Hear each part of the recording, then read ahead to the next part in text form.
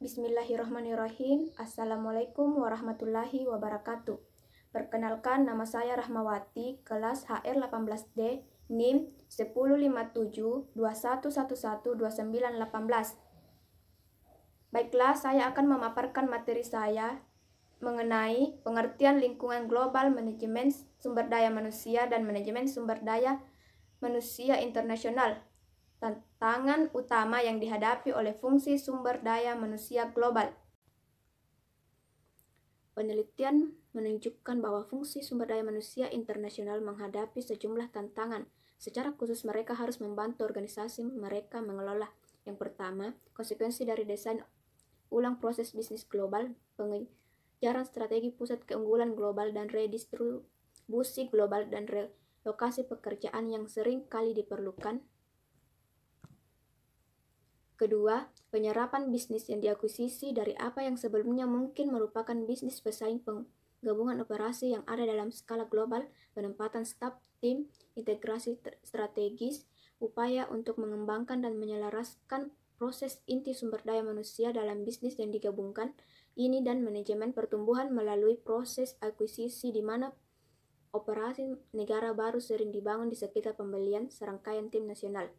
Ketiga, dimulainya operasi internasional dengan cepat dan persyaratan untuk memberikan wawasan tentang kebutuhan pengembangan organisasi dari operasi baru ini saat mereka matang melalui berbagai tahap siklus hidup bisnis. Keempat, perubahan kemampuan operasi internasional karena banyak keterampilan menjadi usang dengan sangat cepat, dan karena perubahan dalam struktur dan desain, organisasi memaparkan manajer pada peran yang lebih kompleks yang memerlukan peningkatan keterampilan umum operasi lokal.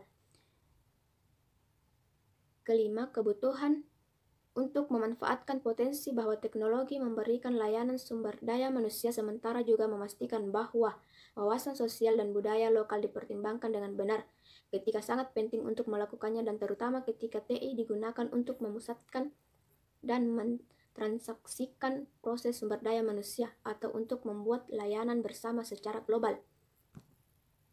Keenam, perubahan yang dilakukan dalam rantai pasokan layanan sumber daya manusia karena kebutuhan akan beberapa penyedia layanan perantara berkurang dan karena penyedia sumber daya manusia berbasis web mengarah pada individualisasi sumber daya manusia yang lebih besar di seluruh operasi internasional yang sering kali saat ini memiliki tingkat kecanggihan sumber daya manusia yang sangat berbeda.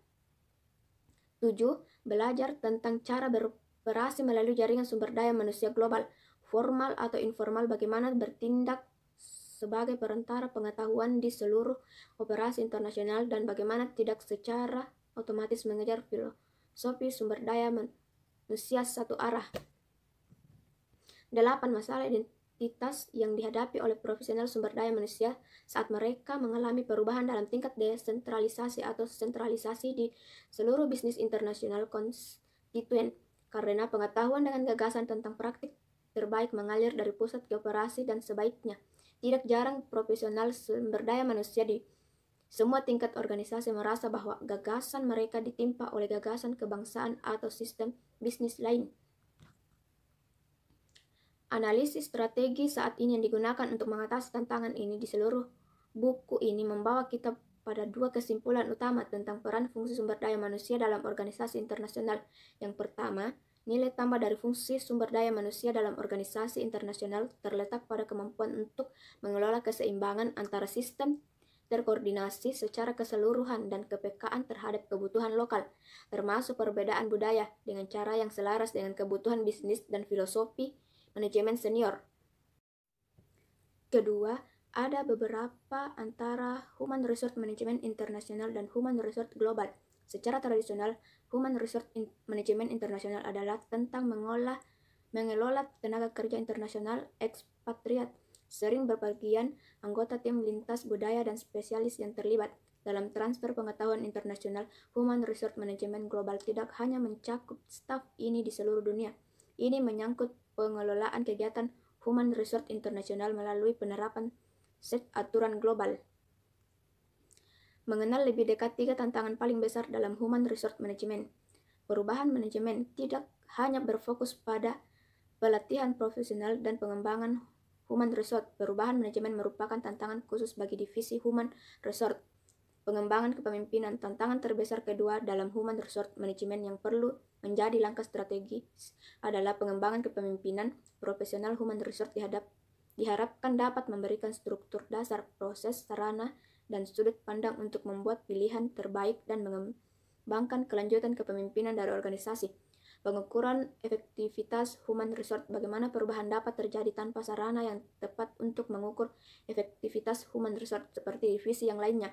Divisi Human Resource juga perlu mengukur pencapaian manajemen serta pengaruh positif yang diberikan untuk mencapai tujuan perusahaan. Demikianlah pemaparan materi saya, kurang dan lebihnya mohon dimaafkan. Wassalamualaikum warahmatullahi wabarakatuh.